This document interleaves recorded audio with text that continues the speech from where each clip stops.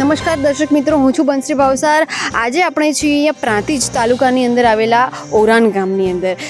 જે તમે પાછળ જોઈ શકો છો કે આ સાબરમતીનો જે તટ છે અને અમને સૂત્રો દ્વારા જાણવા મળતી માહિતી અનુસાર કહેવા માંગીશ કે આ છે પ્રાંતિજ તાલુકાનો વિસ્તાર અને ગામ છે ઓરાન। સાબરમતી નદીના કિનારે જ આજે તમે દ્રશ્યો જોઈ શકો છો તેમ છેલ્લા કેટલાક સમયથી રેતી ચોરીનો કારોબાર ધમધમીને ચાલી રહ્યો છે। આ રેતી ચોરી કરતા જે ભૂમાફિયાઓ છે એમાં જે નામ છે એ એક ઘનશ્યામ પટેલ કરીને છે, જે સાબરમતી નદીમાંથી ગેરકાયદેસર રીતે રેતીની ચોરી કરીને તેઓ ટ્રેક્ટર અને ડમ્પર મારફતે આ જે ગેરકાયદેસર રેતી છે તેને બહાર લઈ જાય છે। તમે દ્રશ્યોમાં સીધું જોઈ શકો છો તે રીતે।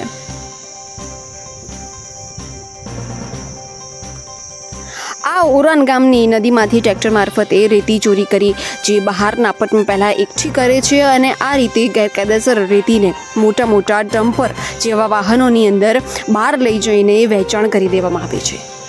જોકે આ સમગ્ર બાબતથી તંત્ર પણ અજાણ નથી, કારણ કે જે રીતે દિન દહાડે જે રેતી ખનન થઈ રહ્યું છે તે પ્રમાણે તંત્રના જે અધિકારીઓ અને વહીવટદારો પણ સામે આવે છે। સૂત્રો દ્વારા માહિતી મળતી મુજબ આજે પાસ પરમિટ આપવામાં આવે છે તેઓની મદદથી આપવામાં આવે છે।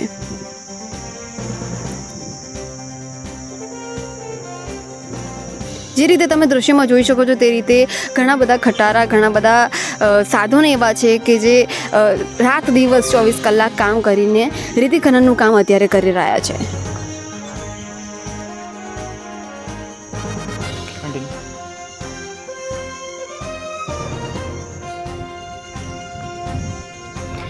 ઓરાન ગામે જે આ રીતે રેતી ચોરી થાય છે એ રેતી ચોરી કરતા જે ભૂમાફિયાઓ છે તેમાં ઘનશ્યામભાઈ પટેલનું નામ મોખરે છે અને જે નાવડી મારફતે પણ અહીંયા રેતી ખનન થતું હોય છે તેની અંદર ધર્મેન્દ્રભાઈ પટેલ જે કંઈ ગાંધીનગરથી બિલોંગ કરતા હોય છે તેમનું પણ નામ સામે આવ્યો છે। આ તત્વો માથાભારે હોવાથી જે ગામજનો છે તે રજૂઆત કરવા જતાં પણ ડરે છે।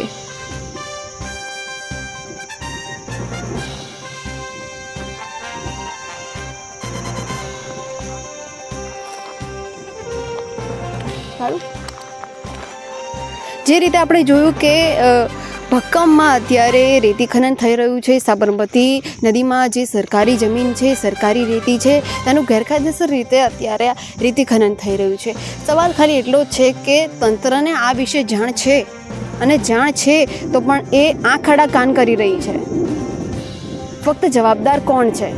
આ સવાલનો જવાબ માંગવા માટે ન્યૂઝ ઇનસાઇડની ટીમ અહીંયા પહોંચી છે અને હવે અત્યારે અહીંયા આવ્યા પછી ગામના સરપંચ, જે ઓરાન ગામના સરપંચ છે તેમની પાસેથી પણ આપણે વધારે આગળ માહિતી લઈશું। કેમેરા પર્સન હિરેનભાઈ સાથે બંસરી ભાવસાર, ન્યૂઝ ઇનસાઇડ, અમદાવાદ।